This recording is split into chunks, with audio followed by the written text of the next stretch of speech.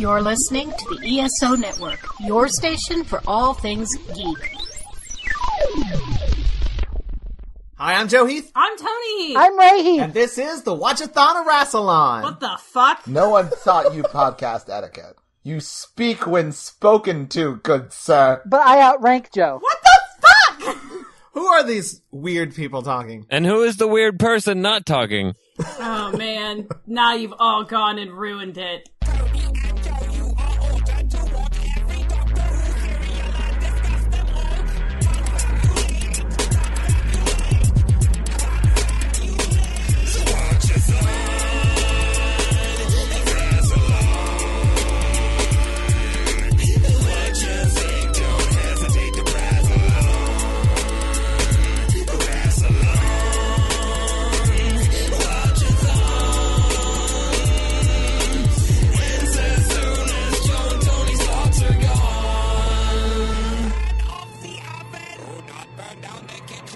Today we're going to be talking about the first serial of the 10th season of Doctor Who, The Three Doctors! Woo! Which consists of 4 episodes that aired from December 30th, 1972 to January 20th, 1973. Joe Fix! And I want to give a special shout out to Matt Golden of mgoldentumbles.tumblr.com for getting us these episodes. Thank you, Matt. That's Tumbles without an E because it's Tumblr. Did he get me those episodes? Yeah, those are the episodes I sent you. Oh, good. Thanks, Matt. You're super shiny. If you'd like to become a friend of Rassilon and get us episodes, you can do so at watchyourrassilon.com/support. I am. And there's a link to our Amazon wish list and all that jazz. I'm the only one of your guests that am a friend. So, let me introduce some of these fuckers that have been talking. We've got some guests for you today. Live from New York, it's Christopher, middle name Cherry. Thank you. That's 3, 1 for each doctor. Well, one of them should have been like a half a thank you. The Thunder from Down Under, Vincent E.L. I'm very concerned about your kitchen. Please make sure that nothing is on that shouldn't be. We didn't cook today, it's fine. Vince isn't down under, he's up over. Yeah, he's from Sweden. I don't know what... You don't know where That's Sweden close is. enough, right? Down Under? The Clover from up over. That's what he is. It's literally the opposite of Down Under. I mean, it's down under the North Pole. The Thunder from Down Under the North Pole. Everything is under the North Pole. Everything. There's no reason that North has to be up. That's a social construct. That's the most Chris Cherry thing I've ever heard. But it's true. It is true. It is the most Chris Cherry thing I've ever heard. And live from California, there's gold in them there hills. It's Ray Friesen. I'm barely in California. I've been in so many states this week. Anyway, Anyway, how you guys doing? Yeah. Good stuff. I'm alright. I'm okay. I'm tired. All right, great, cool. Wow. I turned 30 on Sunday. The energy level. You of turned this 30 podcast on Sunday, or you is turned insane. 30 on Sunday? I will be turning 30 on Sunday. Your third decade is fast approaching. And we've been doing birthday shenanigans in advance, so I'm tired. You will be 30 by the time this episode goes live. So happy birthday! Happy birthday! Happy birthday. Happy birthday. Happy birthday. Is anyone else 30? Yeah, lots of people. I mean, I'm 30, but I've been 30 for a little while. I've got about a year and some change left before I'm 30. Only Vince and me know what's up. You guys are too young. Joe doesn't know how old he is, and I'm I 20 refuse something. to tell him. Oh, right, because his driver's license is from the wrong state. And it's a different year in that state, as I recall. You see, Joe's from one of those states where they only have 10 months. So there's a conversion. Oh, metric state. Who needs February? No one. See, it's 10 months, but there's 40 days in each month. So I don't know how that works. It's a 400-day year. The year should start in March anyway, because, I mean, December linguistically should be the 10th month, and October linguistically should be the 8th, and November linguistically should be the 9th month, and September should linguistically be the 7th. He's not fucking wrong. Oh shit, that's blowing my mind right now. July is Julius Caesar, because he thought he was important. And so is August Caesar. Would you believe that our calendar is like mostly shaped by the egos of a bunch of long dead Romans? You know, there are so many facets of our lifestyle that are completely outdated and everyone knows it. Gender! And it's like, a weird anachronism that is still around. Yeah, but I'm not gonna, learn a new thing. I bet like Fahrenheit and inches and miles and television. I don't use those things. Lots of things just stop having meaning and just become things. That's how things happen.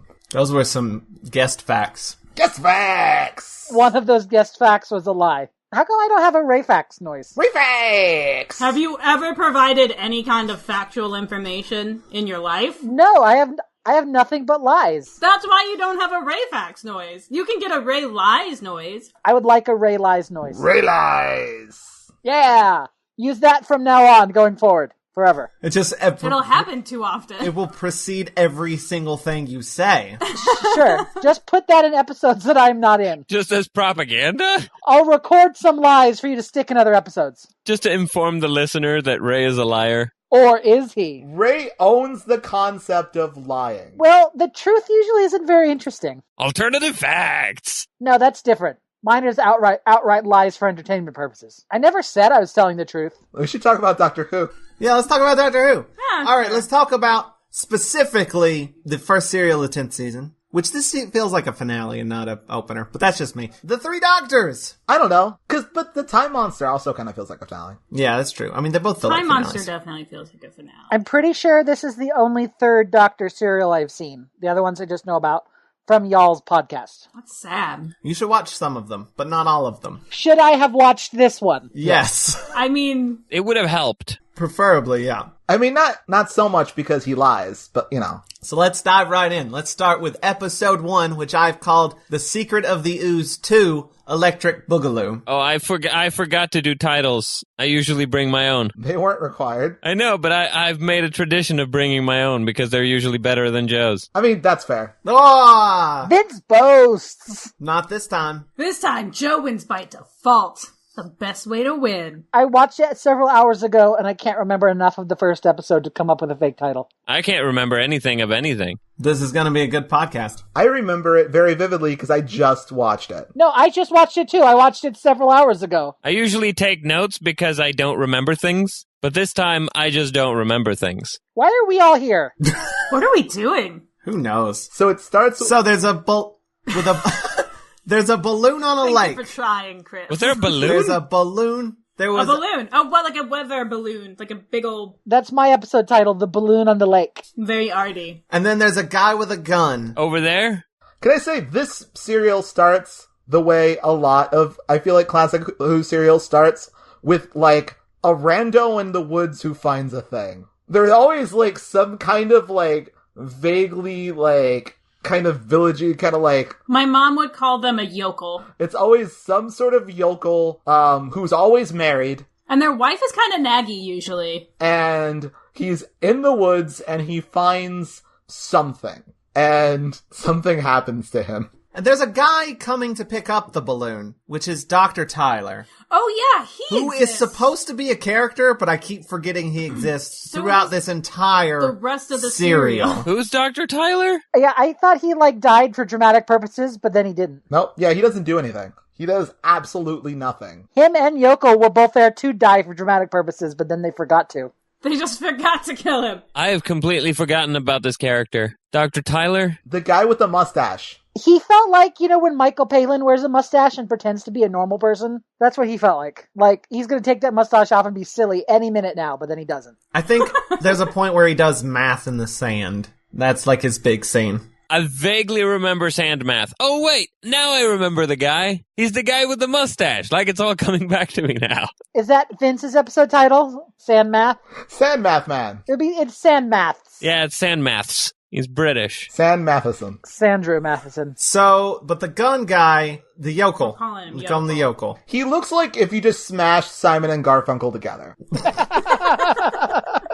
The yokel gets affected away. There's like a really weird effect and he disappears. Well, this isn't that effect. It's that circular effect where it's like, Yeah. wow, wow, wow, wow. Can you make that sound effect for me again?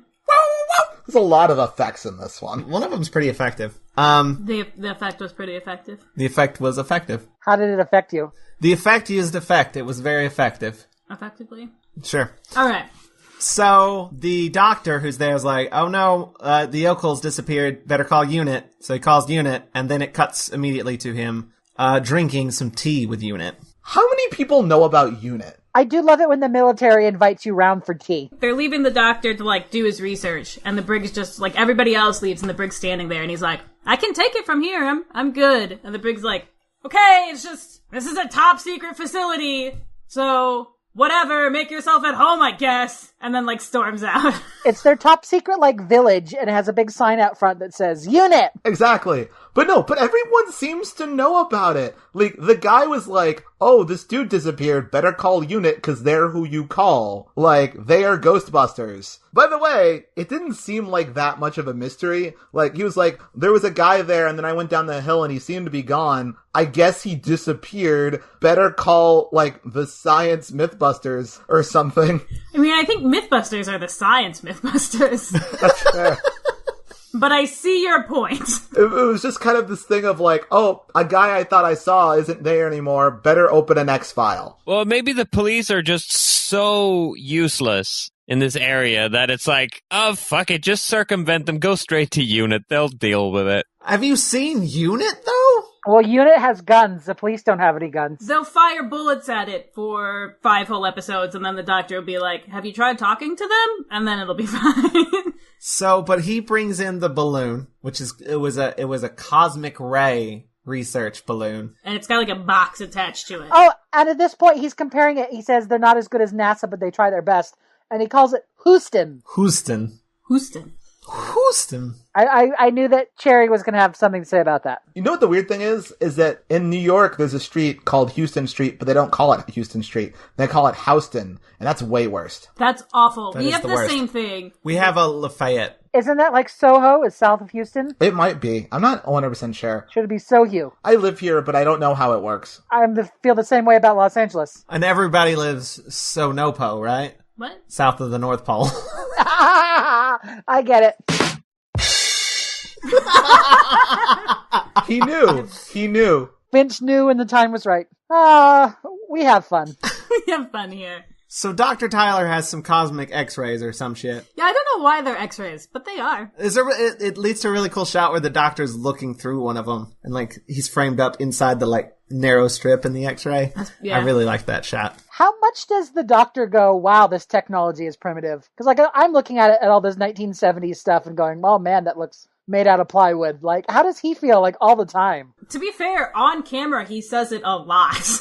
I think the thing is with the doctor is that, like, everything is primitive, therefore nothing is. Like, it's all relative. Like, he's always working with something that's less cool than the shit that he had growing up. And, like, he's a time traveler, so, like, there's no current technology for the doctor anymore. So everything's graded on a curve. Everything's graded on a scale. So it's just like, oh, yeah, this is what I got. The doctor is kind of camping all the time. He is pretty campy. And yet he has big, giant, heavy TVs in the TARDIS with giant knobs. If any sufficiently advanced technology is indistinguishable from magic, is any insufficiently advanced technology indistinguishable from just stuff? Yeah, indistinguishable from camping. The doctor's always camping. He's literally always roughing it. The TARDIS is his RV. And he's like the guy you take camping, where he's like, oh, I didn't have this, so I just built it out of some sticks and like a knife I had. And you're like, oh man, you're super prepared. That's the doctor. A Time Lord is always prepared. The MacGyver? He's a Boy Scout. So basically, though, they talk a bit, and then they're like, all right, stranger who just came in, feel free to use our lab. Bye. I mean, the Brig's annoyed, but, like, they leave him alone in the lab with all of this shit. And he, like, takes a look at one of the x-rays, and he's like, well, that's weird. That wasn't on there before. Someone drew a face on it with Sharpie. Huh. That's a very quick face job. You really want to take your time with your face jobs. And he's looking at it and like, oh, that's weird, and then immediately gets affected away as well. And then he's got the box, like this box that was attached to the balloon. And it starts oozing this multicolored effect that I don't entirely know what they're doing. Oh, I hated it. It makes me so uncomfortable.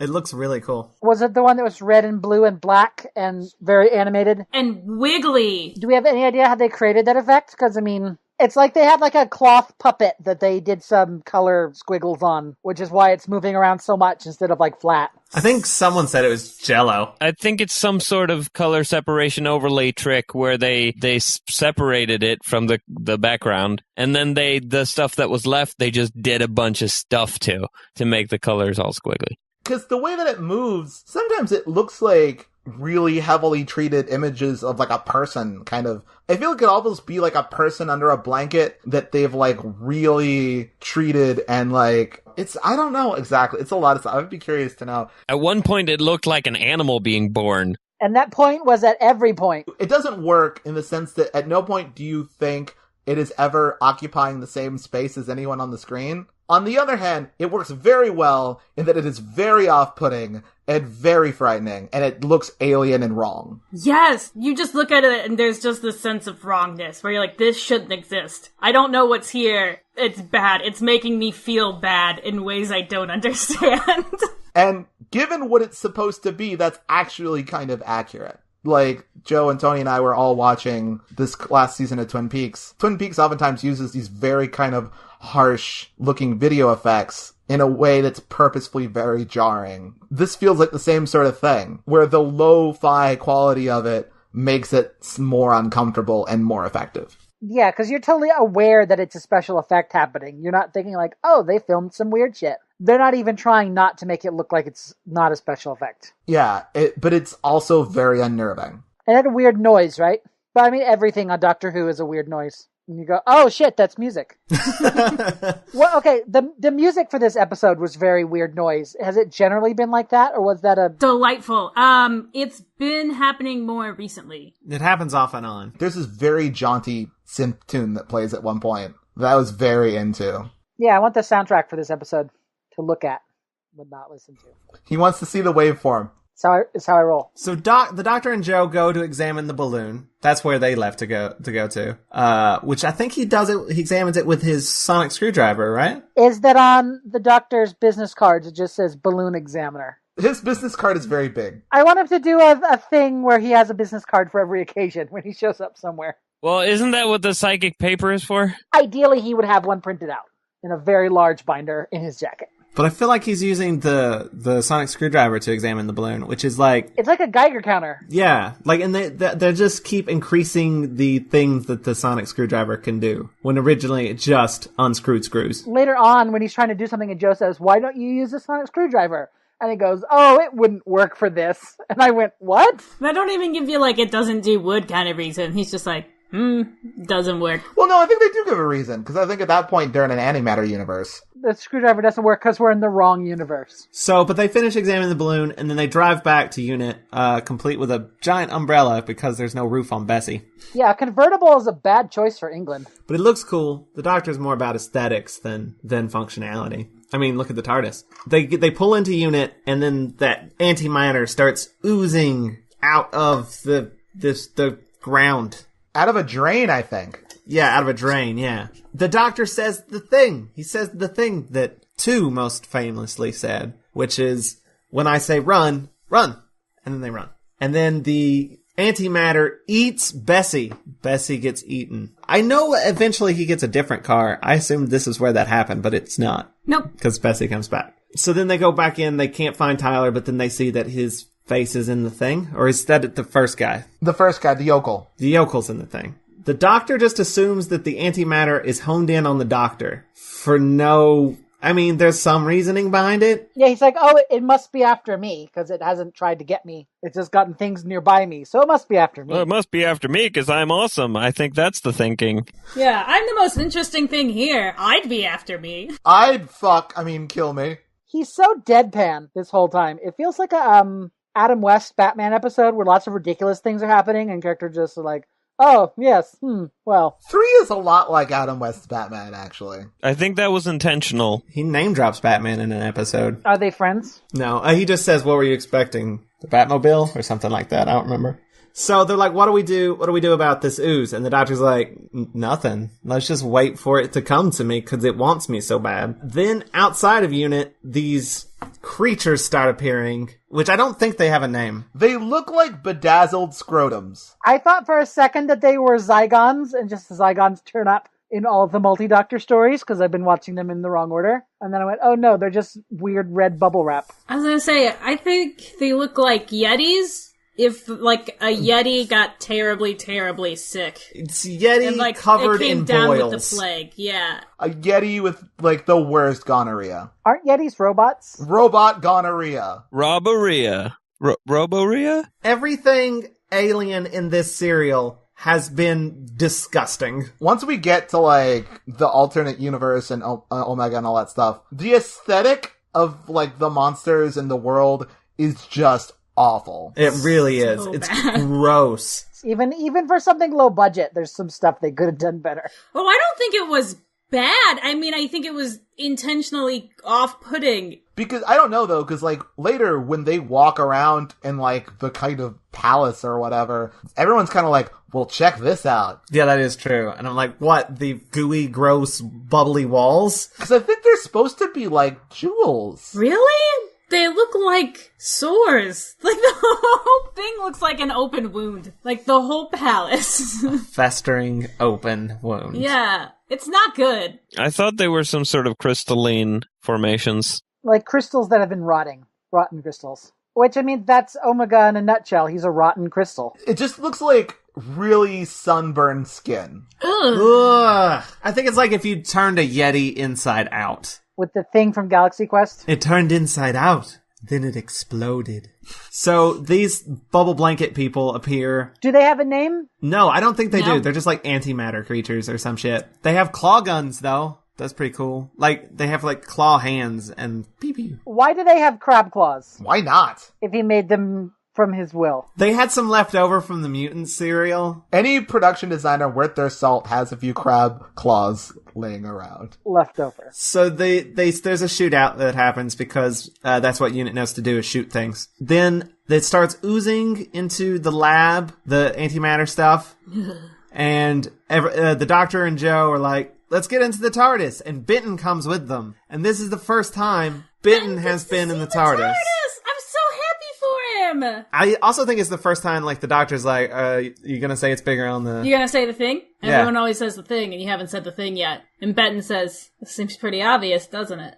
Why would I say the obvious thing? Is this the first time we've seen the interior of 3's TARDIS? No. It's the first time we've seen it looking like this, though. Because, like, he pulled his console out of it. I remember that. Yeah, that was a while ago. Yeah, he's had it back for a while, but last serial, which was the Time Monster, there was a redesign. That was the finale. And then in between then and this premiere, it got, like, messed up, and also the director hated it, so they redesigned it again. This is, like, the third or fourth TARDIS design for 3. So someone who used their TARDIS the least had the most designs. Yeah, because the first time they used it, I don't think they finished building the sets yet, so Yeah. it was, like, really cramped. The first time, it's, like, very clearly, like, shoved in, like, a broom closet that they had, like, painted the roundels on, like, sort of thing. It's very sort of makeshift. And then it's bigger and nicer, and then it changes for that one last serial, and then it changes again for this serial. So, I don't think they're terribly different. The last serial's one, the roundels looked really weird. They look like bowls. Yeah, I didn't care for that. Tony liked it. Well, yeah, but I'm alone. I thought that it was an interesting choice. Time Bowls. Speaking of Time Bowls, we cut to Time Lords. These Time Lords are having the calmest panic attack that I've ever seen. They're on the bridge of the Time Lord Starship Enterprise. They're inside of a Taco Bell in the 90s. Yeah, but like the guy says, sir, according to this, everything's about to be ruined. And the guy goes, what do we do? Damn. They could have had lights flickering and people running around, and like, they could have sold the tension other than people just saying, oh, by the way, it's really tense right now. Time Lords are way too stuffy and dignified for that. We have to do something. I know. Let's get the Doctor to collaborate. With us? No, with the Doctor. We have to break all the rules of time. Okay. Which doesn't make any sense. Why, though? They didn't seem to explore any alternatives. He's smarter than anybody. I think one of the Time Lord guys engineered this problem because he just really wanted to see what would happen if this rule of time got broken. Like, that was his agenda. The idea, apparently, was that everyone else was busy. That's like what they say. It's just like, okay, like, we need to do something. It's like, everyone else is busy. Like, they're all trying to keep the energy up or whatever. So, like, we have to break the law of time and make the Doctor hang out with himself because, like, they can't spare Jerry for 2 minutes. And Jerry's in Jerry Daycare.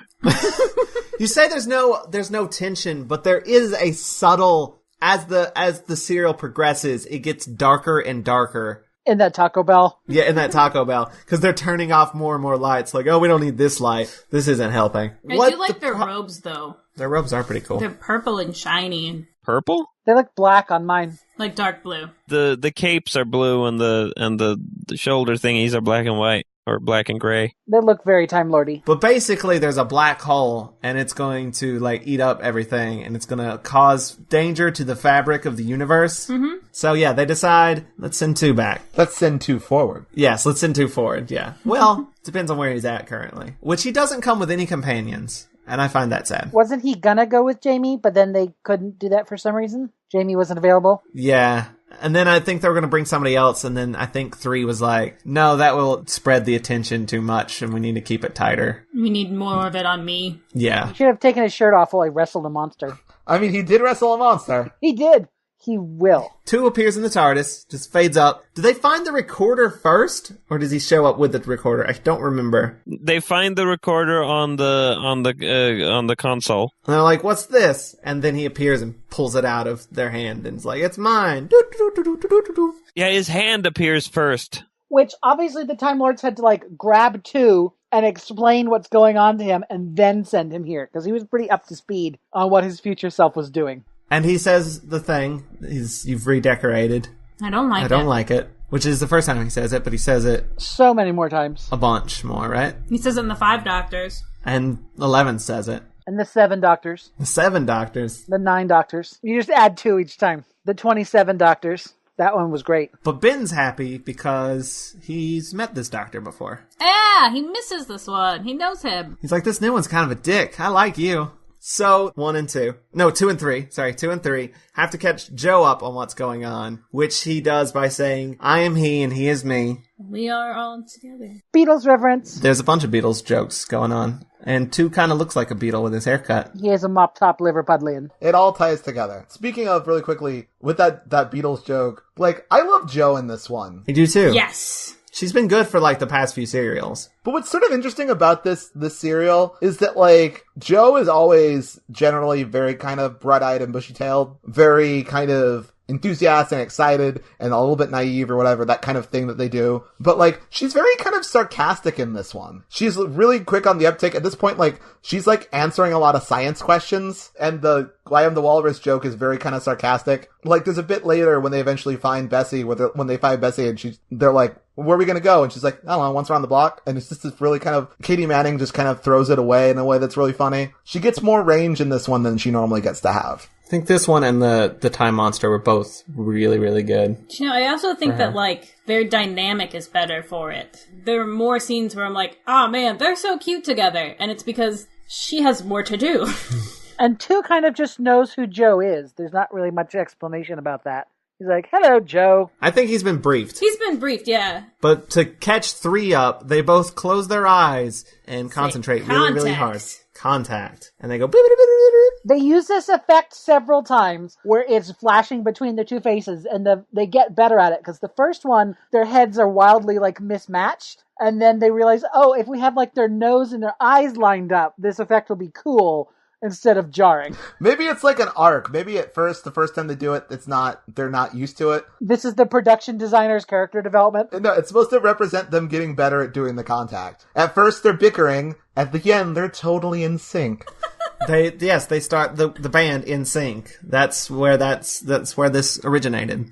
And then they go bye, and then they separate. Yeah, I know. I am the Walrus Cuckoo Choo. In sync. They bicker beautifully, by the way. I enjoyed it every time it happened.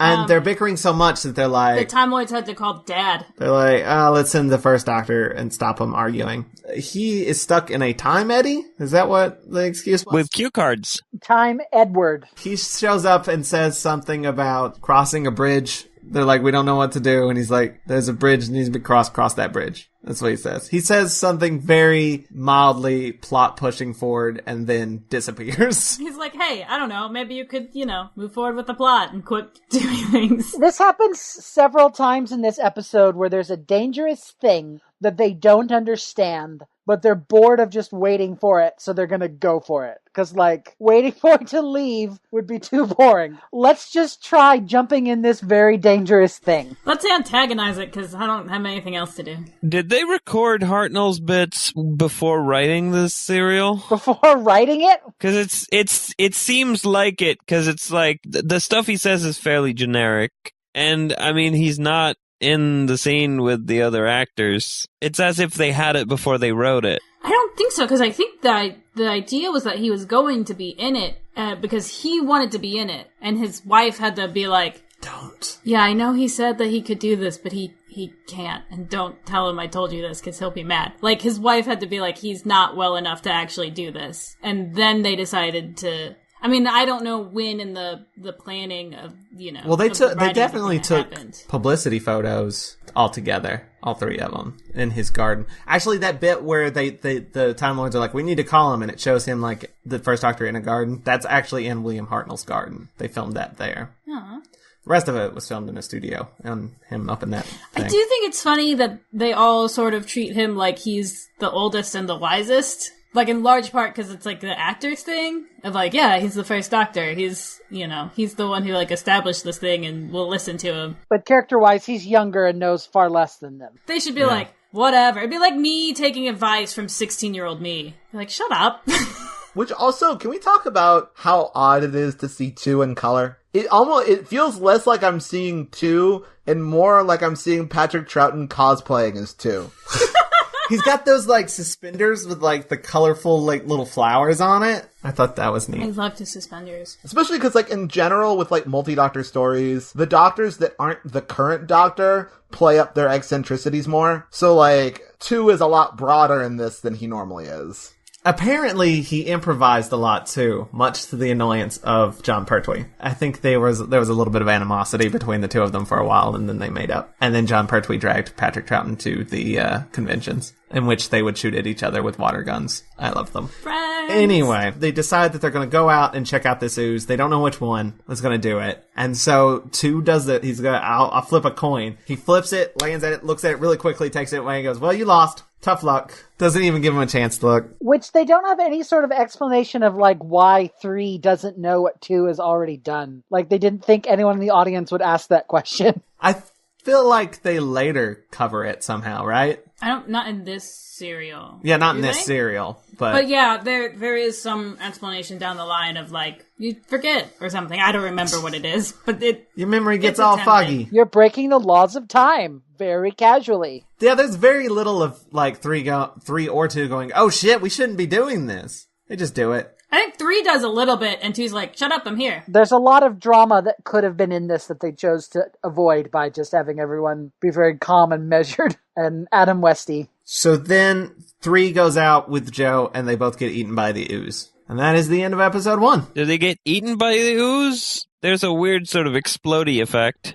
Tomato eating tomato. The ooze takes them. Tomato, potato. That explodey effect, by the way, it looks kind of like, well, they've done color separation overlay, of course, but I think it's through water, and I think they've, like, dumped, like, either, like, milk or flour or something in the water to cause that effect. To me, it looks like an explosion in a cartoon. Yeah, I was gonna say, it looks like Adam West. It looks like 1960s Batman, bam, biff, bam, pow. That's what it looks like to me. It looks to me like smoke in water. Burr, burr, burr, burr, burr, burr, burr. Not smoke on the water. Words are the same. Words have absolutely no meaning. Everything we've been saying for the past 50 minutes has just been incomprehensible gibberish. That's probably true. Because at one point, October was 8. And to this point, I don't know if that's actually in anything we've said for the podcast or not. That was pre-show warm-up nonsense. So now we're into episode 2, which I've called The 3 Me's, or The Caves of Antimatter. I like the Caves of Antimatter because it sounds like a classic Who serial. I want to watch a new episode called The Caves of Antimatter. The Ants of Cavey Matter. I wouldn't watch that. Ben's worried about 3, but 2's like, no worries, they were just transported. They weren't eaten. Yeah, don't worry about it. And Ben's like, well, then let's blow it up, which is a dumb reaction.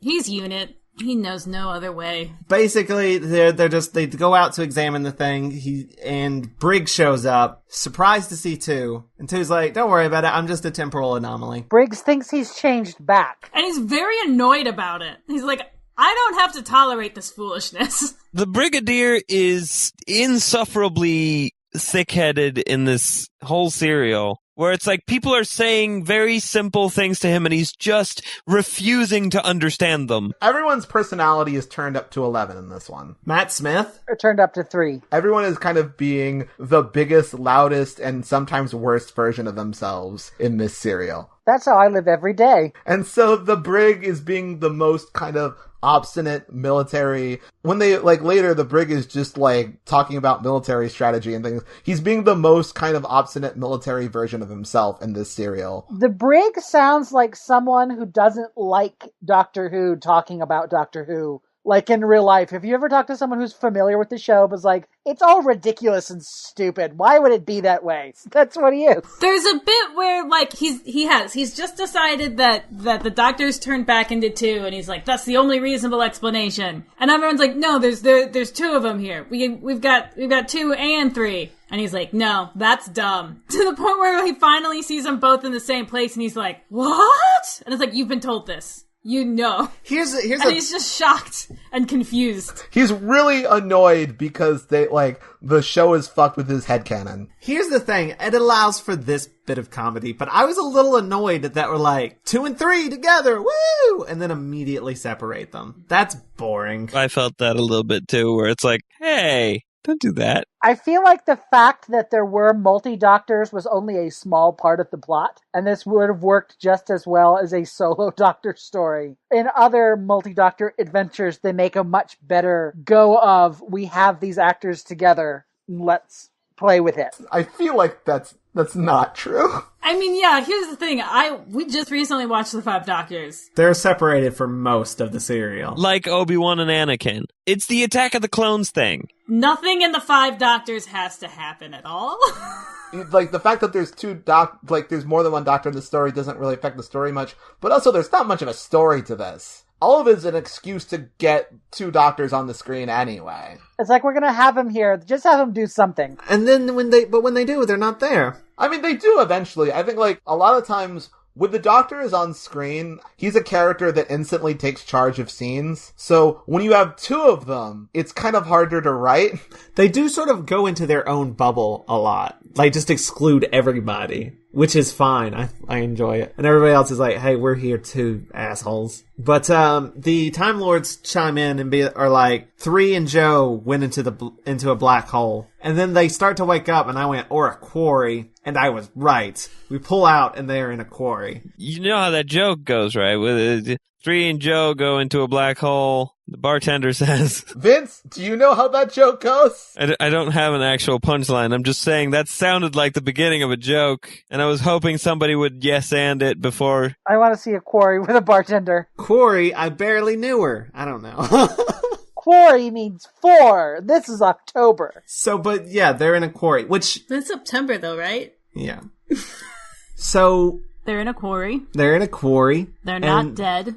Well, Joe thinks they're dead, and the Doctor's like, nah, this doesn't look like much of an afterlife. I bet if you die in Doctor Who, you go to a quarry. I bet that's for real. And the Master's there. I hear if you die in Doctor Who, you die in real life.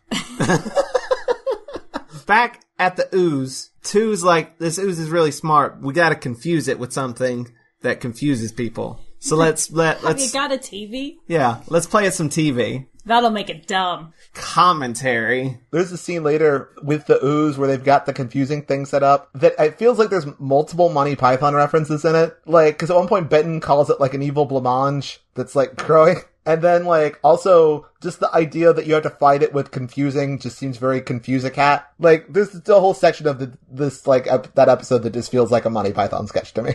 And the one guy with the mustache was basically Michael Palin. And the brig is, of course... Oh, Graham Chapman. Looks like the brig is wearing the same outfit that Graham Chapman wore. Well, it's probably, just they went to the BBC suit pile and said, here's some military stuff. Exactly, yeah. It's a standard issue, yeah. So then my favorite joke happens. So Joe and the Doctor are walking around in this quarry. Wait, Joe, do you take notes the whole time you're watching these episodes? Yeah. That sounds exhausting. Don't you? No! I'm looking at a picture of Graham Chapman as a general, and I'm pretty sure it is the same costume. Make a gif of it. Make a gif of that image you found. Also, how hard is it for you to write notes? I have notes. It wasn't hard. At one point, I was watching the episode, writing notes, and eating dinner. I was watching the episode and drawing cats committing crimes. That's fair. I was not doing that. I'm trying to be productive with my time. I should be drawing cats committing crimes right now, but I'm not.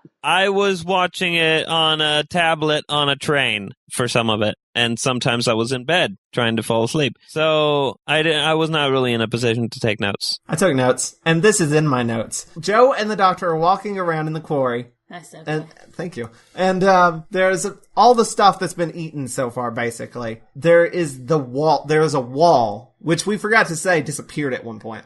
There's a wall with the doors in it. We have the antimatter eats it. Joe is on one side, the Doctor's on the other, and it's just the wall. There's no, room around it. It's just the wall. Yeah, it looks like it's been torn out. There's just a chunk of wall with a door in it. Yeah, no admittance, it says on a sign. I have the video open because I don't have any notes. So Joe's on the other side, and she's, trying to open the door, and she's like, it's locked. And he's like, well, yeah, it says no admittance. And I was like, that is the dumbest joke, and I love it so much.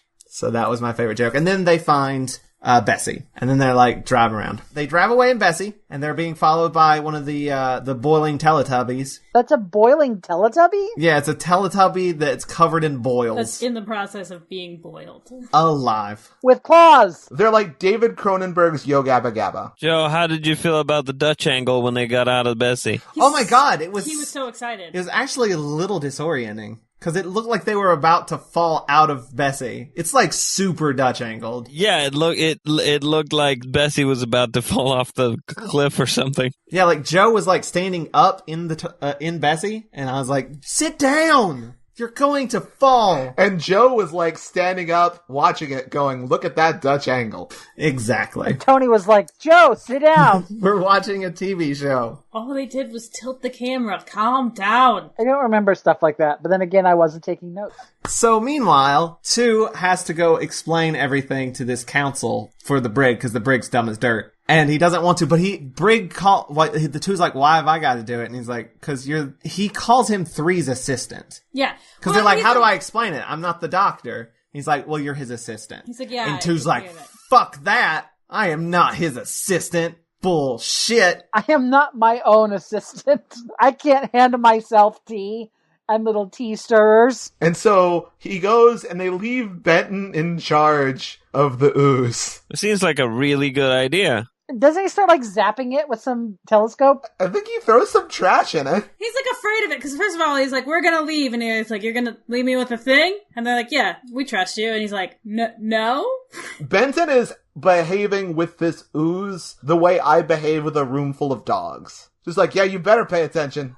For those who don't know, Chris works with dogs. I do not work with dogs. I don't know how to deal with them. You guys are my dogs. What? Okay. Oh, man. And so, yeah, he throws some trash in it. It's like, you're not gonna give me any trouble. Is that how you deal with dogs, Chris? You throw trash at them, and then you shoot them with electricity. Exactly. I confuse them with my confusing ray. That only works on cats, and it's limited. And when I say that, I mean you. You're my confusing ray. Yeah, I don't get it. I thought he was a lying ray. That's what makes him so confusing. I mean, I deal with dogs by shooting electricity out of a telescope at them, but I don't work with them professionally. I just don't like them. So he shocks no. it. It's getting worse. Two comes back, and I was like, what the hell did you do? And they all run into the TARDIS, and this is the first time the brig has been inside the TARDIS. Does he say it's bigger on the inside? I think he refuses to believe that. Yeah, he just can't stand it. He's like, no. He complains that this is what you've been using the funding for? An optical illusion? Yeah. He gets mad about, it's like, oh, you've been wasting all our money doing this? Buying very large, very clunky televisions, installing them on the wall. Then Mr. Unmemorable comes back in the Oh, core. yeah, he's here. This is when he does sand math, and he's like, E equals MC squared. I went faster than the speed of light. Okay. Which goes against what the master said in the last serial, which is that E equals MC cubed. Well, that was in a particular context. That's only in special advanced mathematics. But wasn't that like outside of time or in between time? Time Lords do have extra dimensions. Between now and now. That's where it's cubed. Tomtit. Transference of matter through interstitial time. Hey. I still remember it. Yeah, there's like an interactive, I guess, science museum for kids in Stockholm called Tom Tits. I'm not laughing at what Vince said, I'm laughing at Joe's reaction to what Vince said. I believe it is named after a Doctor Who episode? character in some magazine that doesn't exist anymore. Aku Anka? Well, it's a bird, too, right? Well, that's probably where the character was named after. If it wasn't taken straight out of Doctor Who. I don't know. So there's a museum? Is that what you said? And a character? Well, the museum is named after the character that's no longer relevant because it was from a magazine that probably doesn't exist anymore. But the museum is still around. And it's like an interactive science museum for kids. Okay, so there's a museum and a character. So there's a pair of Tom Tits. Well, the character is no longer there. It's just the name of the museum now. It's like they named a museum after Popeye, but then everyone forgot about Popeye. And this is just like, this is the Popeye Museum. It's like, what do they have? What do they have there? It's like, oh, just science. It's just the Popeye Museum. We're over-explaining this. I just wanted to make a pair of Tom Tits joke. No one cared. No one cared at all. I believe the character was specifically for teaching kids about science. I think that was the point of the character. So it's more like if they had a spinach museum that was called Popeye's Spinach Museum and everybody forgot about Popeye. What if they had a chicken restaurant? What if they had a restaurant that sold chicken? Like Bojangles? Yeah, like Bojangles. Exactly like Bojangles. I feel like the theme of this episode of the podcast is names, like, losing their meaning and just becoming names. So where were we? So that Joe and Doctor bump into Sand Math guy. Sand math. That's just his name. And the doctor says that they are an anomaly inside of an impossibility. Wrapped in an enigma. He sure does say that. Sand Math wants more explanations for that, and the Doctor is like, no. He couldn't explain it. Not even if he wanted to. You'll just get my metaphors. Metaphors are better than explanations. And then Joe's like, but who took us? And then we cut to the semi-reveal of our bad guy, who's just a bad guy. He's an evil guy. That's all we know. He's very dramatic. That's all we know right now. He's got an epic Halloween mask. Yeah, I want to talk about that mask when the time is appropriate, because it's off the hook. It's pretty neat. I don't know when they say his name, but it's Omega. Is that just the British pronunciation of Omega? Well, I can tell you about it because it's actually Valley Girl speak. It's oh my god. Well, technically it's Greek, and neither of the pronunciations are accurate. So, but like I think too called it when he made the happy Daleks, the good Daleks. Oh yeah. What do you call him? He called it Omega. I guess it's just British. The stresses are not as dramatic as they could be. We just like things that are mega in the United States, so of course we go, oh, mega! So then we got a brief little interlude where Two's messing with the ooze, possibly makes it worse, and he's like, I need a recorder. There's this moment in, like, this thing, he realizes that, like, he got it wrong because of antimatter. Yeah, he's like, I was trying to calm it down, but it's antimatter, so I've actually been riling it up this whole time. No, what he says, I've stimulated it. And he says it exactly that sexually. This is when everybody goes inside the cave, too. It's right after this. Uh-huh. And that's when they're like, look how beautiful this is. And I'm like... Their metaphor for the cave is it's like Aladdin's cave. Like, that comes up several times. Like, it's Aladdin's cave, and there'll be a genie, and we'll get wishes. Like, they say that several times. Isn't the whole thing about Aladdin's cave that there's a whole bunch of fucking treasure in there? I think the boils are supposed to be jewels. This looks like if Freddy Krueger had a cave. That's what it looks like. It does not look like Aladdin's cave. It looks like some murder den. What band is Freddy Krueger in? He was the singer for Van Halen after Hagar. It goes David Lee Roth, Sammy Hagar, Freddy Krueger. And then Scary Terry. Yeah, Scary Terry. Van Halen's third singer is the only Van Halen concert I've been to, and I can't remember his name. I feel like my dad would be so mad at me. It's Freddy Krueger, I said that earlier. He just said But then he starts killing people, and it's like, this isn't the encore we wanted. Well, it's the encore of your dreams. God damn it. I don't know if other people know who Van Halen is, because my dad likes him so much, and no one else in the universe seems to care. So I'm always just like, when other people mention it, I'm like, oh, you've heard of them too. Not just me every day of my childhood. Has anyone not heard of Van Halen? I guess. I mean, I just don't know if they're as popular as, like, Aerosmith or one of those other 80s bands that had guitars. Van Halen didn't make music in the late 90s. Aerosmith made the theme to Armageddon, and so, like... They've got a little more longevity. Exactly. But, like, yeah, I think people know who Van Halen is in as much as they know any, like, hard rock bands from the 80s. I personally just have a weird context with them because my dad loves them so much. I will say in the 90s, I saw David Lee Roth on some late night show doing a country version of Jump, and it was the saddest thing I've ever seen. Wow. Ever? Might as well jump. Might as well jump. I don't know, it was very weird and like low key, and I hated it. I've seen him hit himself in the face with a microphone and have to leave for part of the concert. Amazing. So the Briggs trying to communicate with people with his little thingy, and it's not working. 2 takes the device from Brig and proceeds to just mess it up. 2's really annoyed because that 3 has left and gone on an adventure, and he's stuck. And he's like, I want to be doing an adventure. Wait, did you talk about him fixing the thing? I thought it was a cute scene. Where the Brig's like, my thing doesn't work, and 2's like, let me see it, and then proceeds to break it more. He does drop all the batteries out of it. He fixes it and then looks fixes it very, eventually. very smug when it works. That's Oh, right, he's like, it's not work. He fixes it, and he's like, here you go, and it still doesn't work, and then he like bashes it against the console. Yeah. And then it starts working. It is very cute. So meanwhile, in the Cave of Wonders, the Cave of Boils. Boiled Wonder. this is the only other scene with Tyler I remember, which is he's like, I'm gonna run. I'm gonna bolt for it. And the doctor's like, no, I want to be taken to the guy and see what's going on. So let's not do that. And he's like, oh, okay,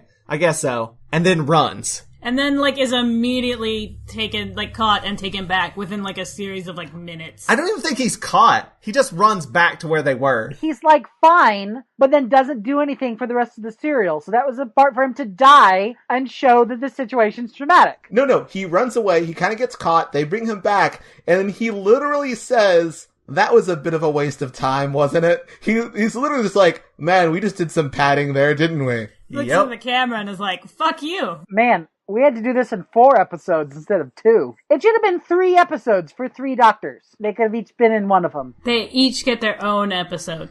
And they never interact. Or they could have just had them in the same place. Instead of Attack of the Clonesing them and sending fucking Anakin off to hang out with Padme for the whole fucking thing. I mean, they spend the second half of the serial together, basically. They're together more than they're not.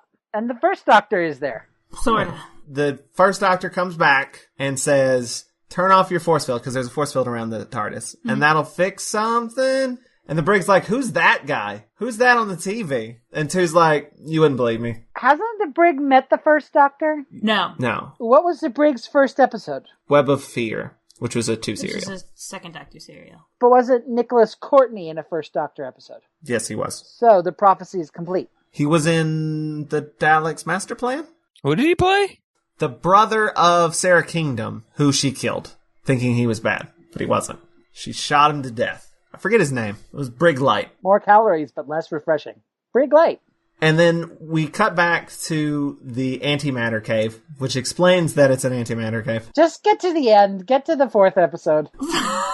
Well, here's the thing. The doctor is like trying to explain what's going on, and he does so with a pencil that he turns into some flowers. He's like, ta-da!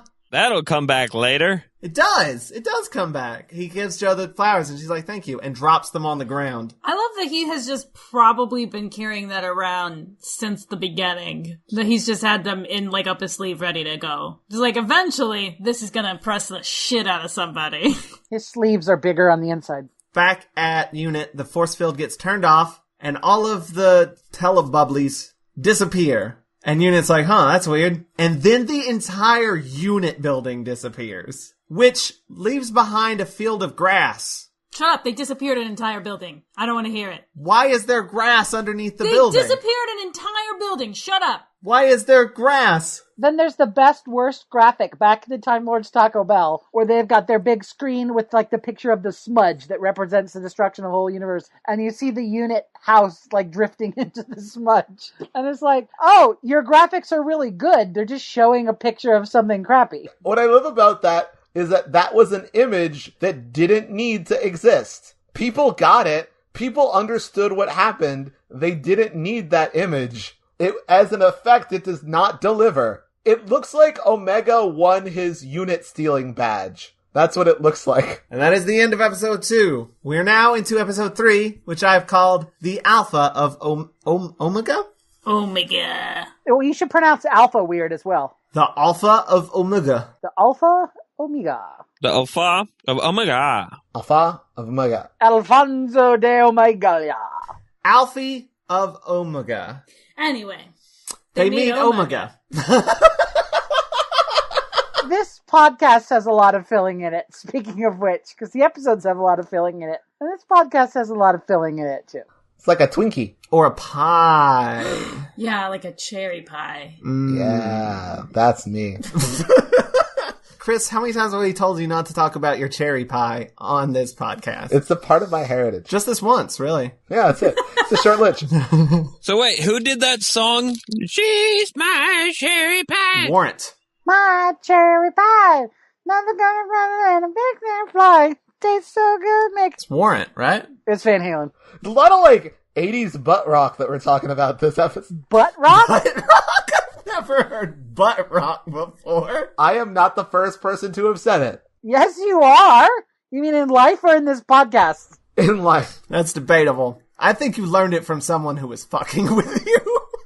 No, it's a thing. Yeah, Vince knows what I'm talking about. Well, yeah, but you guys know about music, so that's basically cheating. That's fair. I'm the guy who knew it was Warrant, though, so... And I don't know anything about music. I don't know how I know that. I think I saw it on, a soundtrack somewhere.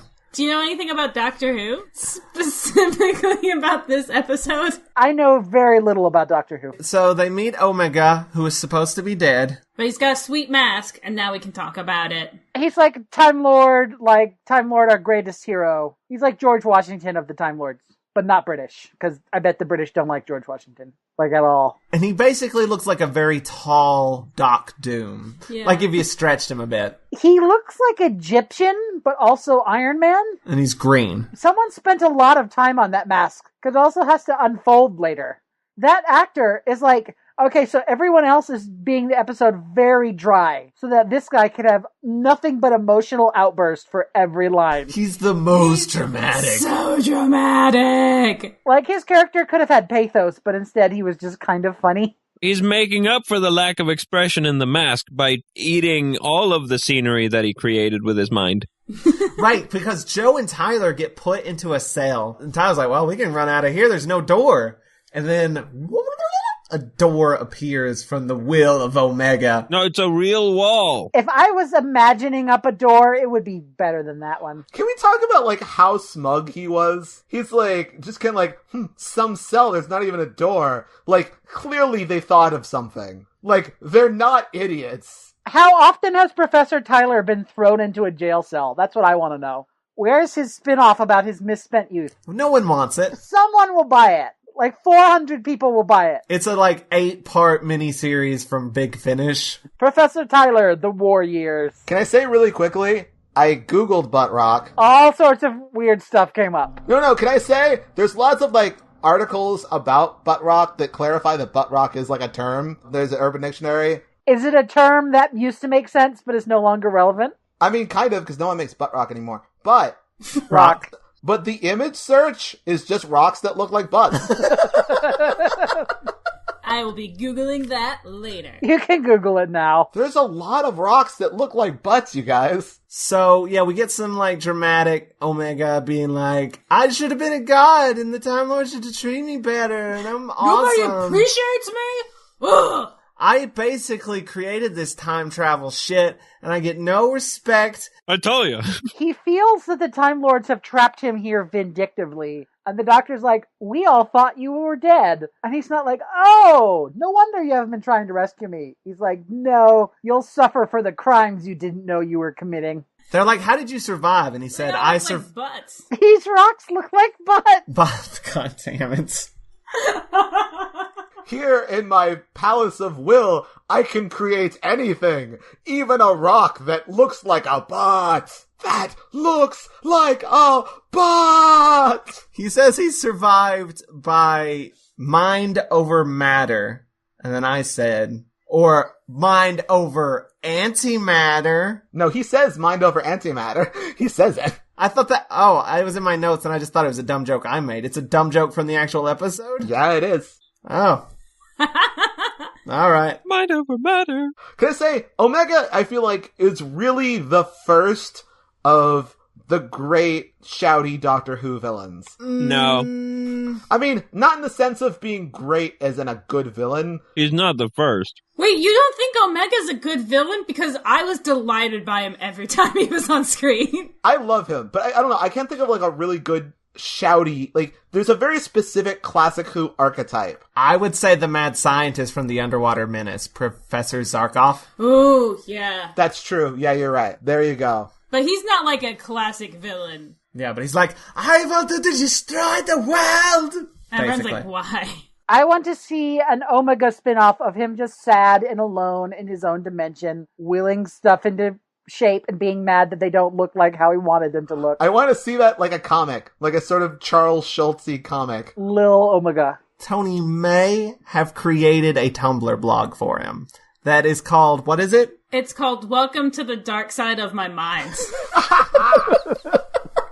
With X's around it. Yeah, it's X underscore X underscore X Omega X underscore etc. Oh, that's beautiful. But, like, I feel like this is a trope that Classic Who really runs with, of just, like, this mad genius that's always shouting and wants to destroy the universe. Well, that's what most writers feel like all the time. Because I feel like one of the things that, like, Classic Who did, that New Who never really did, Classic Who is very much a monster show, but it's also like a villain show. There's lots of serials that are about some mad villain or some mad scientist or like whatever. And New Who never really picked that up. I can't think of any good New Who like villains that didn't originate in Classic Who. And that's kind of sad. I can't think of any reoccurring villains. And any time I can think of like a one-off villain, it's like specifically like a Classic Who pastiche, like Diana Rigg and the Crimson Horror. The weird Victorian lady who could boss the Cybermen around. David Bradley and his silly robots on a dinosaur spaceship. Whenever they're doing it, it's always like a really campy played for laughs thing. There's no like really compelling villains in New Who. Again, that aren't like the Master or like Davros or something. It's all like, they're always like ported from Classic Who. And I kind of I want to see that. I kind of hope that's something that Chris Chibnall does maybe. Because I miss that. Yeah, that would be good.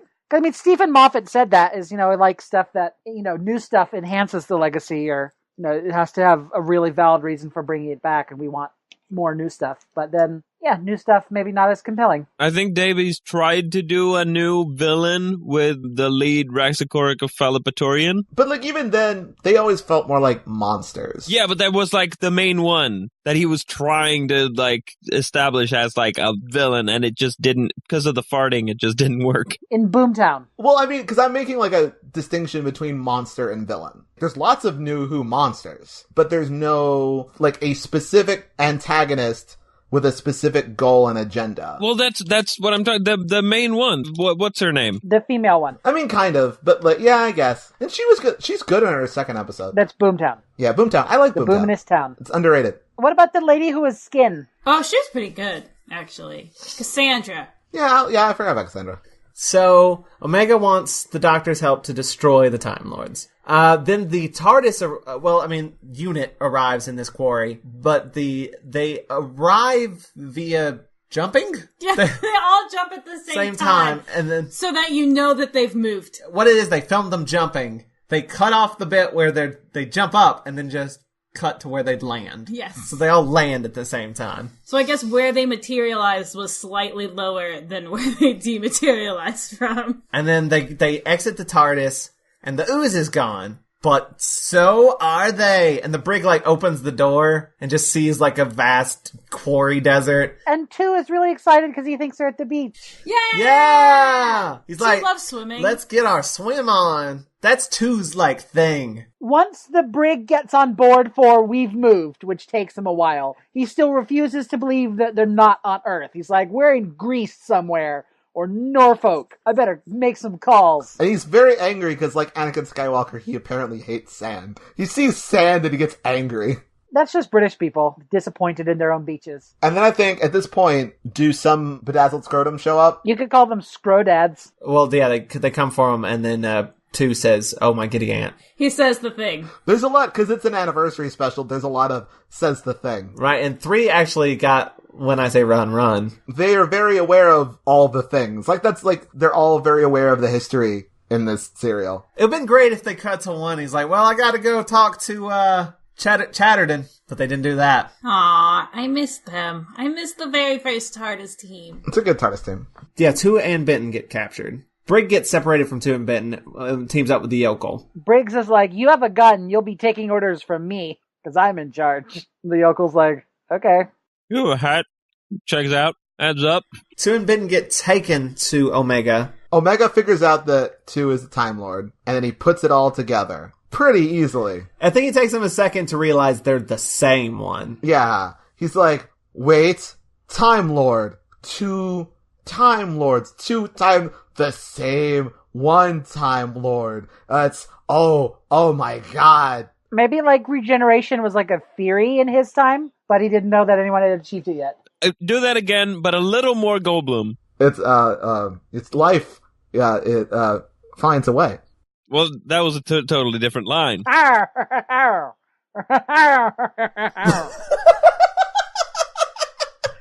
my wife's ringtone for me.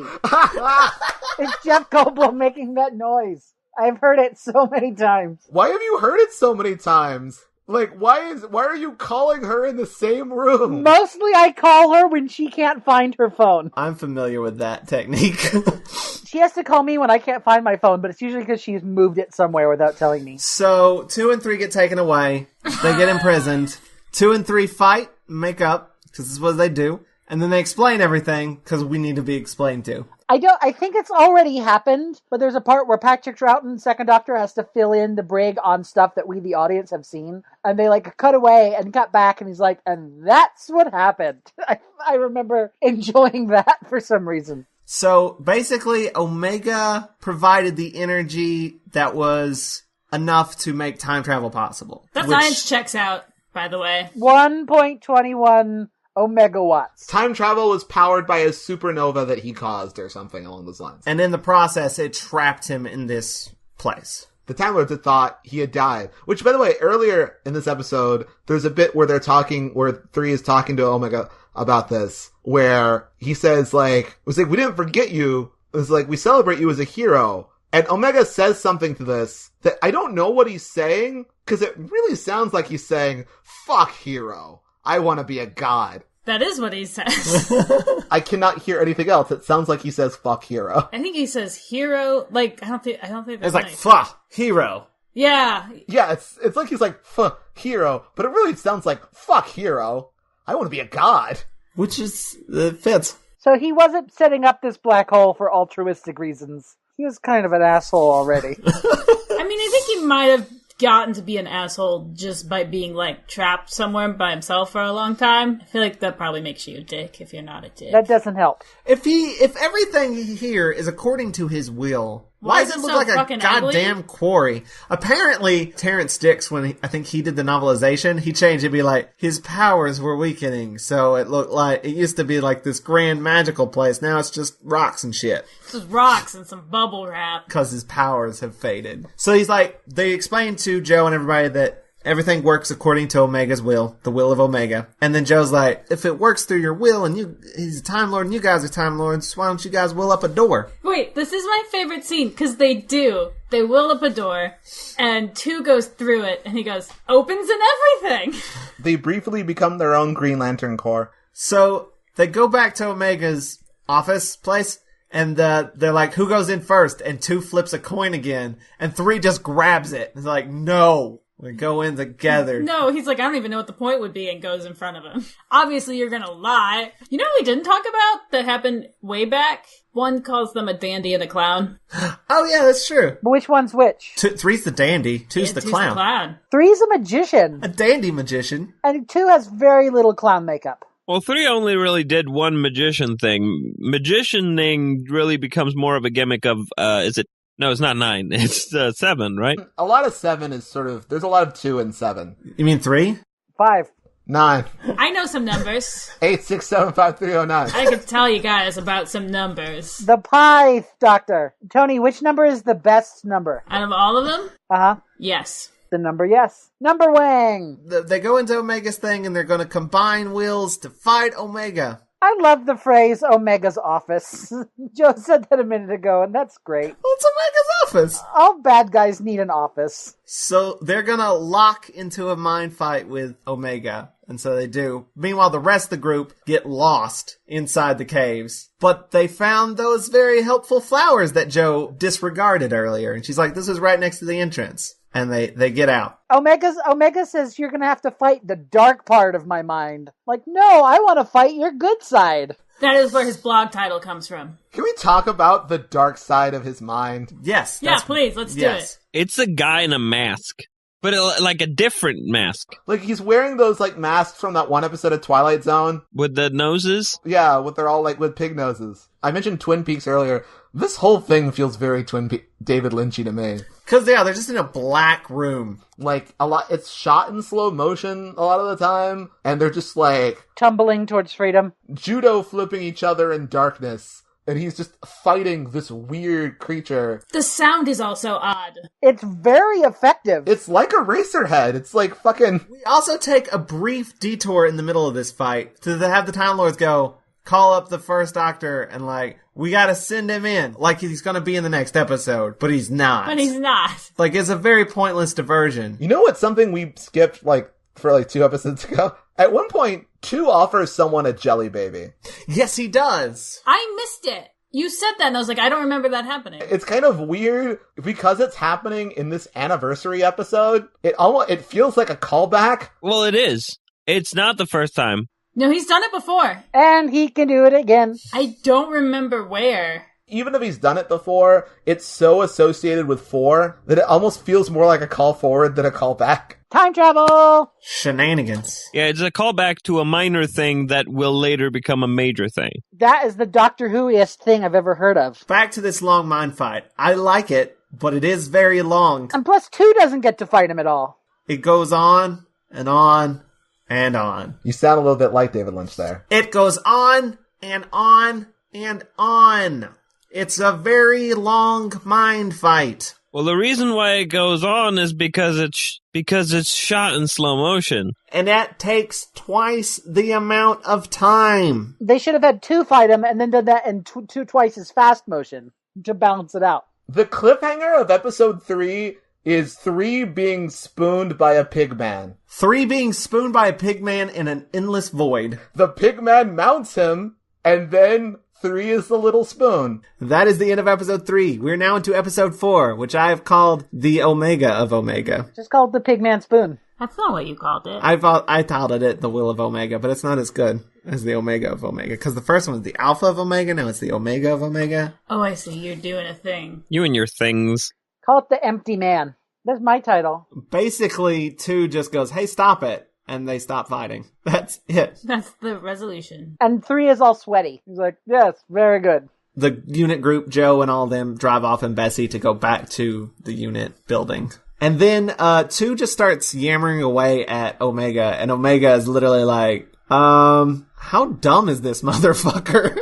I believe is this the point where he's trying to get his recorder back? The point where he's trying to get his recorder back is 3 episodes. Yes, it happens a lot. It leads up to my favorite joke in this episode, in this serial. 2 is being extra 2. And he's talking to Omega. He's like, wait, so you made all of this? Okay, awesome, cool. Can you make me a recorder? It's like this big. He's placing his order. Yeah.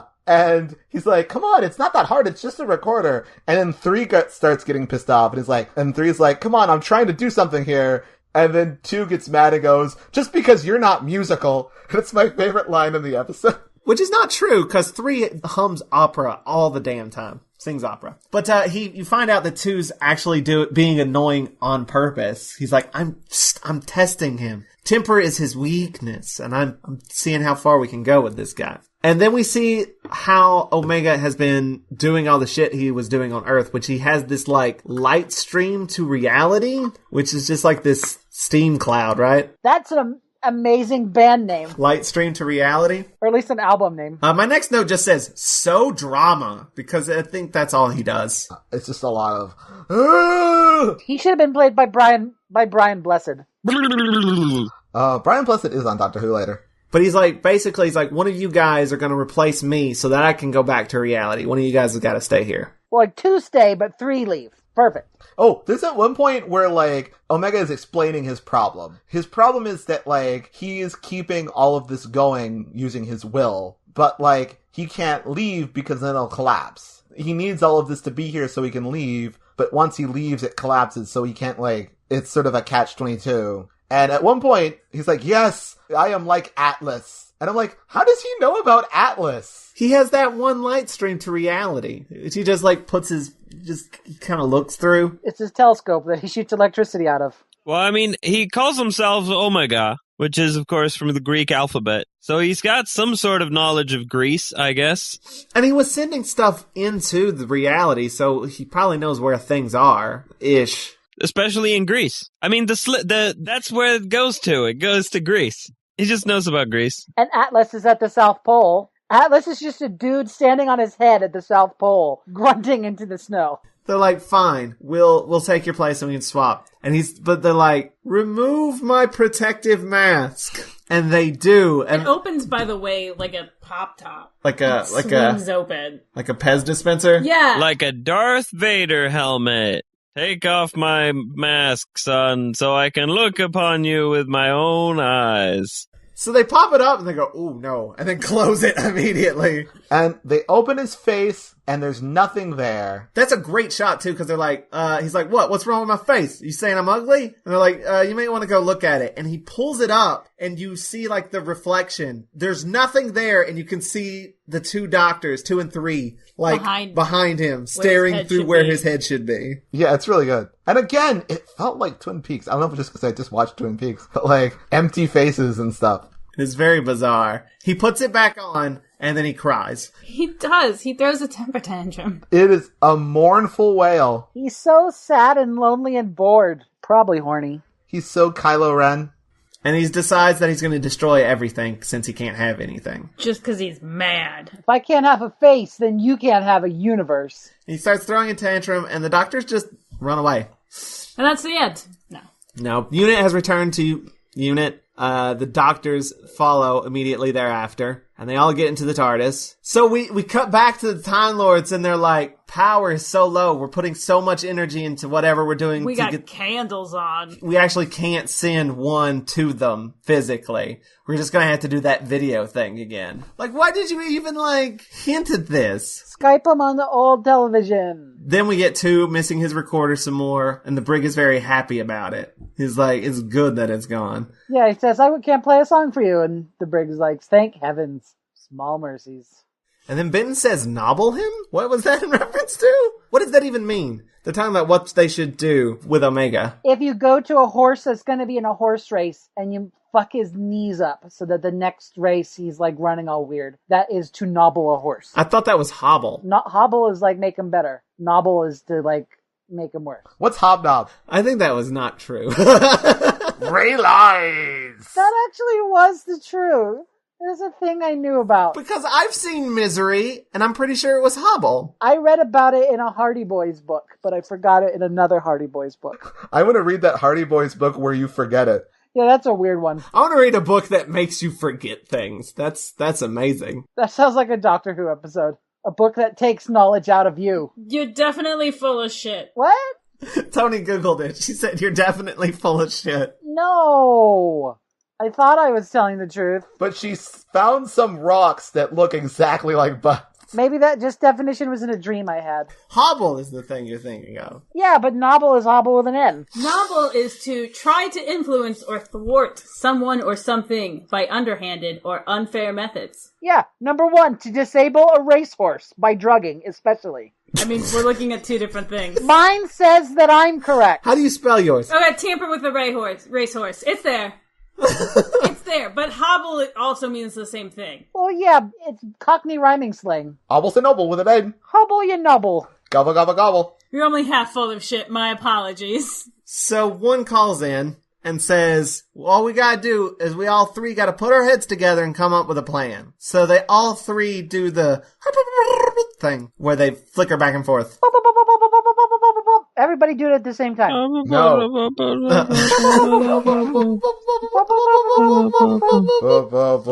Join us. I think Vince is asleep. Almost. I think he is. I'm asleep. Vince, this is your cue to play some hubble hubble hubble hubble music. Like that? Perfect. That's perfect. They're like, all right, cool, we got a plan. Buy one, and one leaves. I hope that William Hartnell got to keep his triangle. I do too. That triangle is actually from his garden. They filmed that in his garage, right? So they had to set up a triangle in there. No, that's a myth. It was a studio set. They moved the triangle to his garage afterwards. His garage is on a studio set. He parks at the studio and then walks all the way home, which is like 30 miles. And he does it just to fuck with them. Remember when I was the doctor? Until he gets hobbled. Gas that shit up. So then there's something going wrong. They find something inside the TARDIS console. It's the recorder. Hooray! Yep. But 2 can't have it back because of reasons. It's too important now. Because it's part of a plan. But 3 will buy him 100 recorders. And he goes, no, I only want them if they're stolen. Don't buy them. So they call Omega and they say, we can free you. We have a plan. We're gonna let you go. They transport the TARDIS into the cave. And he shouts are you gonna try and trick me? And they're like, no. And he's like, okay, good. Let's do it. And then he's like, okay, I will let everyone go. Cause they're like, you gotta let everyone go. And he's like, no, I'll let everyone go except for you, for the doctors. You guys gotta stay here. And then everybody walks through the light stream, and they disappear. One by one and with ample space between them. And they Yes. all arrive back at the same time. No one is in that much of a hurry to go. Everyone's just kind of saying kind of long Wizard of Oz goodbyes. Well, the doctor hasn't properly explained the plan because of reasons. And then the mustache guy is back, and you're like, oh yeah, he's alive. And he's like, I'm going through the steam too. And they're like, oh, yeah, forgot about you. You can go too, I guess. Scoot on through. I'm gonna do some math in it. So then they hand him the recorder and try to do a mind meld thingy. The recorder is stuck in was it the force field generator? Yeah. The recorder is stuck in the force field, so everything that went through the black hole got, processed. Because matter and antimatter can't touch, or else they'll annihilate each other and everything. So the recorder is basically, lays unprocessed matter, and it touches antimatter, and then everything Explodes. Blows up real good. So they hand Omega an exploding box. That's the cartoonist conclusion. It also causes another source of energy for the Time Lords. And then everyone returns through the jumping method, and everything returns all at once. all back in the same spot. And then they're like, oh man, it's really sad that the doctor's dead. And then the TARDIS appears. And then they explain that the recorder caused a supernova. And then one calls in briefly and is like, it's cool hanging out with you guys. Here, Peace I'm out. leaving now. And two's like, alright, peace out. And also pieces out. Unit's like going to go make sure everything's where it needs to be. Briggs says they need to do an inventory. And Patton's like, alright. And then comes back and he's like, if it's not, Where do we say it is? where do we say it went? And the Briggs is like, I don't know why my life is always like this. And Brig was like, I was just making an excuse to leave. Stop ruining my excuse to leave. And then Tyler's like, well, it was very nice hanging out with you. Goodbye. And they're like, I'm gonna go be useless somewhere else. yeah, who are you again? I will call unit again next time I lose a sandwich or step on a duck or whatever bad happens to me. I'll call you. To be fair, if he loses a sandwich, Unit's a good people to call because 3 is stealing sandwiches all the time. 3 is a sandwich thief. Yeah, That's there's true. a good chance 3 has his sandwich. There's this moment where they're like, but what about the yokel? Oh, he's probably just materialized back where he was. And then we see that he was, but nobody, like, checks back on him to make sure that that's the case. It's just like, oh, he's probably alive. Which the last scene with 3, I feel like is kind of anticlimactic. It's not like a big punch, because then it cuts to the yokel who has a nice little joke. It is a big punch for me. Yeah, he does have a thing that's cool. Because first off, he's a little sad about Omega dying. He's like, but I gave him his freedom by him dying. But Then the Time Lords give him a present for a job well done. this is a huge deal. A Taco Bell present. They give him his dematerialization circuit and his memories back of how to do the We TARDIS. can go to space again. Legitly. Well, no. Because they talk about that. It's like, oh, so it's fine now? No, there's more stuff that needs to be done. Oh yeah, he's got to like install it He's and gotta shit. fix it. Well, no, I think that he needs to fix the force field generator as well. Because he doesn't have one. But it's back, and it shouldn't take him that long to fix it. Well, I don't know. The force field generator was literally turned into a supernova. Yeah, but do you need a force field generator in order to to TARDIS? Only to do it safely. That's what he said that he needs. So, we'll see. Since when has the Doctor ever tried to do anything safely? The way he says it, it's just like, oh, I mean, yeah, I gotta build a force field generator, but this is like... This is one step closer, is basically what he said. No, it didn't feel like, oh, we're one step closer to trial. It felt like, oh, I mean, yeah, I gotta put some gas in it. Like, it didn't seem... Right. It's like it didn't have any wheels, and now it has wheels, but they have to put gas in the tank. So I'm excited. It didn't even have an engine. We'll see where it goes in the future. He couldn't travel through time this whole time?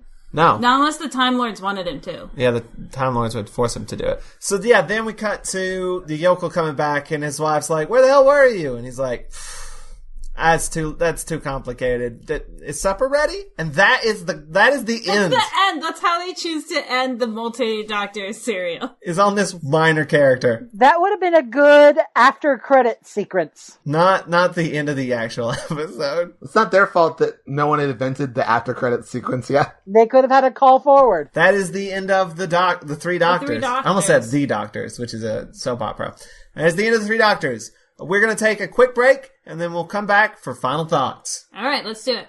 Hey, it's Rick and Sherry from the Life in a Kilt podcast. If you are a kilt wearer, a kilt lover, or simply like to gawk, come hang out with us every week on Life in a Kilt podcast. We discuss kilt life, regular life, and everything in between and underneath. We've got humor, interviews, sketch comedy, pop culture, beer reviews, even indie music, and we discuss it each week in a way that only we can. Well, only the way I can. Oh, hush, I discuss it so much better than you. Whatever. Anyway, discover the joys of kilt life without ever leaving the comfort of your own headphones. Kilts aren't required, but if you've got one, feel free to buckle up. That's the Life in a Kilt podcast with Rick and Sherry every week on the ESO network. And we're back! We're going to call Ben in real quick so he can do the theme. Final thoughts. Vince, you go first, since you're the sleepiest. Final thoughts. This is a fun serial, if you're awake. It had sort of 3 doctors in it. They were together for some of it, and some of those interactions were fun. And the Brigadier was a total fucking moron. Benton was there, unless it was Yates. I don't think Yates was in this at all. No, he wasn't. It was Benton. Benton's the one with the face. Okay. I also can't tell them apart. Ben was the one who turned into a baby. Benton is a baby! I thought Yates turned into a baby. No, That Benton was turned into a Benton. baby in the Time Monster. Okay, if you say so. Yates exploded and then was fine.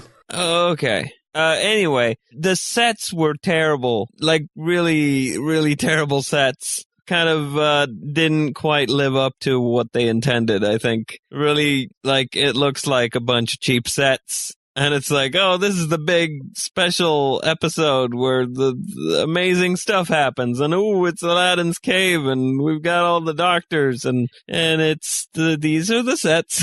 It's like a cheap TV Muppet production type of sets. It's like one of those TV musicals where they do a TV live musical version of a musical that has already been done with a higher budget, but they do it on a lower budget. It's like that. It's like variety show sets, like sub SNL sets. So it's not like super immersive, but it's still fun to see the 2 doctors together. Kind of wish Jamie had been there. That would have been neat. They'll get him next time. And, what's her name? Zoe? Zoe, yeah.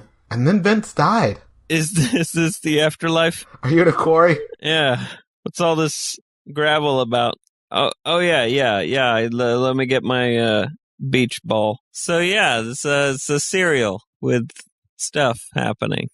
I like it. Cool. Ray, what are your final thoughts? My final thoughts are the same as Vince's, only more dynamic. It's clear that the producers said, it's our 10th anniversary, let's have some fun. And at that point, the idea of getting the doctors together hadn't ever been tried before. So I'm sure they'd have a meeting like, will this make sense to anybody? Will anyone know that there were other doctors? All these kids watching the show? Like, how are we going to explain this? And then they're like, well, let's just not explain it and it'll be fine. And then they said, oh, okay, good. Definitely there was room for improvement basically everywhere, but they did do what I feel like they were trying to do. Like, I feel like production design, they probably could have not spent more money, but still made another universe look more another university, make the Time Lord's Taco Bell look more exciting. Like, I feel like I still have a problem, like, they're like, oh, sir, the world's about to end. Okay, well, let's do something weird. To be fair, it looks like a Taco Bell from the 90s, which is really good for the 70s.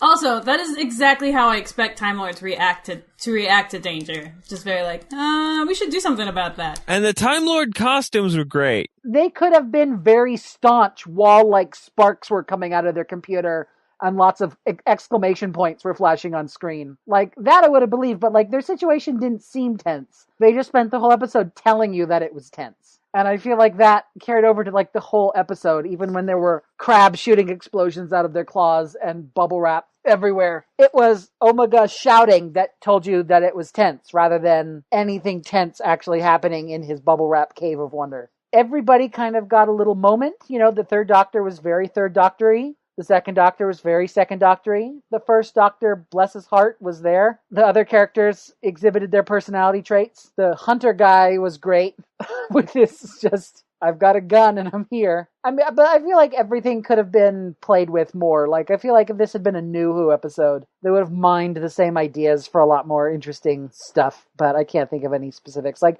nothing was, like, awful bad, just like everything could have been better. Those are my final thoughts. Yeah, there isn't like anything that's like this needs to go, or this doesn't fit, or this needs to be changed. But just like, I could stand to see that episode 30% better in every way. You know what Omega's helmet reminded me of? Jack Kirby. Yeah, I could see that. Yeah, this very kind of like New Gods vibe. Well, he wanted to be a god, not a hero. God is 2 notches up from hero. Fuck Hero. Fuck Hero. Fuck hero. Chris, what are your final thoughts? I'm not a huge fan of the kind of, like... Of the television show Doctor Who. Yeah, no, it's not my bag. Of the kind of multi-Doctor anniversary specials in general. Like, I'm not a huge fan of this one, or 5 Doctors. Like, 3 Doctors is fun. There's a lot of, like, kind of fun moments in it. But again, like, everyone is played really broad. Like, the Brig is extra dumb. Like, 2 is really broadly comic. I like it sometimes, but sometimes it's a bit overboard. Nothing, like, there's no really interesting ideas in the story. Like, it's very functional to engineer a scenario in which you can have these 2 actors interacting with each other, and that's like the entire point of it, which is fine if that's the thing that you want, and it's going to lead to some fun moments, but it's not ever going to be the most compelling television. It's not like my favorite thing ever, but like, it is a lot of fun. Like, and it is just nice to, any time that both Doctors are on screen at the same time, it sort of justifies its own existence. For that, it's sort of worth it. Like, I'm glad they do it. Like, I wish it was like in service of something more interesting, but I think it is exactly what it wants to be, and I can't fault it for that. And yeah, and it is very funny in places, but I could do without the sets that look like someone sent a picture to a production designer that they meant to send to an STD doctor. Oh no! Oh no, what a terrible situation that would have been. That would have been so awkward. Especially when the STD doctor got the set notes and was like, I don't know how to prescribe this. 3 feet, who do you think you are? How much plywood? This feels like less an episode of Doctor Who and like a Doctor Who play written to perform at a convention for diehard Doctor Who fans with lots of, look, here's a bit that's extra Doctor Who. Ha ha! It suffered a bit from Turtles Forever syndrome. There weren't any turtles in it. Oh man, I love Turtles Forever. I like Turtles Forever, but it is, for those listeners who might not know, Turtles Forever was a TV movie made by 4 kids in association with the Teenage Mutant Ninja Turtles show that they had just ended. And it was a crossover of sorts with the Fred Wolf 87 version of Teenage Mutant Ninja Turtles. But it had this thing where some of the characters kind of were reduced to parodies of themselves more than being like accurate representations of the characters. And I think this episode suffered a bit from that, of reducing certain characters to parodies of themselves rather than true representations of how the characters would otherwise behave in these situations. It's a situation that's been reverse engineered to create specific interactions. It feels forced. Exactly. So it's more like characters interacting because we want them to interact, but they don't really have anything compelling to interact about. Yeah, and these writers didn't necessarily know, because these writers weren't around for the second Doctor, right? So they were probably not like writing from the experience of having written for the second Doctor much. I don't know. They're like, because there were 2 writers on this serial, right? They've written a lot of stuff, though. I have to look that up later. And each one wrote every other line. Because the writers of Turtles Forever definitely hadn't written for the Fred Wolf Ninja Turtles. All right, Tony, do you want to do your final thoughts? I feel like I'm kind of alone in that I kind of really liked the sets. I mean, they're definitely gross. And if they were going for something that was, like, opulent and impressive... They failed. They failed by a lot, because they're gross. But they were weird, and I appreciated that. It wasn't anything I expected to see, and so I appreciated that aspect of them. I don't have much to say on account of we have a lot of guests, and y'all already took all the good words. I didn't. Fancy words! There's not much to it, but it's a fun multi-Doctor serial. It wasn't the best serial, but it's nice to see them interact. I think when they make the switch from, like, fighting a whole bunch, which was really fun to watch, to, like, almost getting along too well, where you're just like, will you stop flattering yourself? It's annoying. That's really cute. It's a good serial for Joe. And, like, her and 3 have a really good dynamic in it. I really like Omega. I really like how dramatic and angsty he is. He's probably one of my favorite villains so far. And also, it was kind of neat how much sort of Gallifrey mythology the serial established. Without even saying Gallifrey. Without even saying Gallifrey.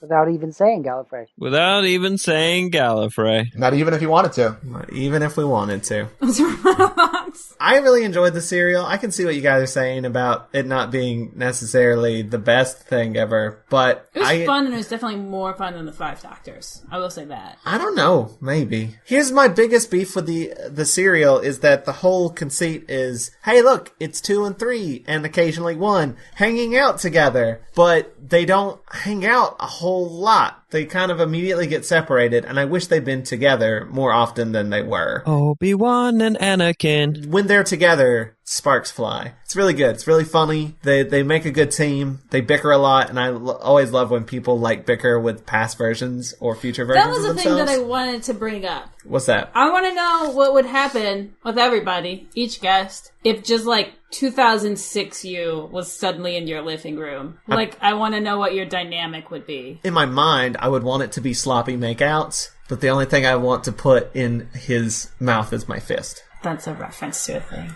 I probably introduced my past self to a bunch of books he wasn't familiar with. Just jumpstart that? And then we'd read those books. Or I'd pitch him ideas for comics he should draw and get started on them early. I like how all of your things are like, I'm just going to use this as an opportunity to get things done faster. Mine would be like, you're still working on that? Would you warn your past self not to start a projectionist project? No, I enjoy it too much. Oh, no, yeah, God. It would be so sad if the projectionist project didn't exist. I mean, it's a hassle, but it's fun. Which, the 3 Doctors, probably not the best idea, but it was fun. Wait, I did not hear all answers. Chris? I'd say 2006, that's me. I'm still I'm like a junior in high school. I think it would just be really sad. And Vince. In 2006, I guess my math is terrible, but 19 I must have been. So I'd be like, yeah, nothing's gonna work out. Oh, no. no! None of it. Like, everything's gonna fail. And yeah, it's just a waste of time, everything. Oh no! Tony, this is your fault. If you like this episode, why? Check out more on WatchYourRassilon.com. Hey, we trying. You can check out more on WatchYourRassilon.com, and be sure to rate and comment on our iTunes. Please do that. If you'd like to help us out even more, go to WatchYourRassilon.com/support, and there you will find a link to our Patreon page, which you can get to just by going to Patreon.com/Watch-A-Thon, and there you can donate a monthly amount to get all kinds of rewards, like live streams of us watching the episodes, uncut video of the podcast records, which this is like 9,000 years long, and other cool stuff. Also on our support page is a link to our Amazon wish list where you can sponsor an episode of the podcast by purchasing the corresponding serial on DVD for us. We'll mention you in the podcast and put your name on our Friends of Rassilon page. Speaking of, special thanks again to Matt Golden of mgoldentumbles.tumblr.com for sponsoring this episode. Hey, thanks, Matt. That's mgoldentumbles.tumblr.com. That's tumbles without an E because it's Tumblr. And tune in next time when we talk about Carnival of Monsters. Whee! Sounds amazing. Carnival monsters. Keep calm and wrestle on. Bye. Now let's 10 more minutes. Let's all sing the Doctor Who song. I love you. Don't ever change unless you're an asshole, and then you should probably look into that. Okay. Bye. Everybody say bye. Bye. Bye. I refuse. I will filibuster. Yeah, I don't want to say bye either. You already said it. I rescind it. I'm out of here. Gonna find a podcast that appreciates me. So you are saying bye. No, I'm departing, and I'm announcing that, but I will not say the letters B-Y-E. You will not be in sync. You want to do the Watch-A-Thon of Rassilon? No! Someday somebody's gonna have to agree to that. No. No. Not today. Bye. Not today. I am stopping. I am he, and he is me. We are all together, Goo Goo Kichu.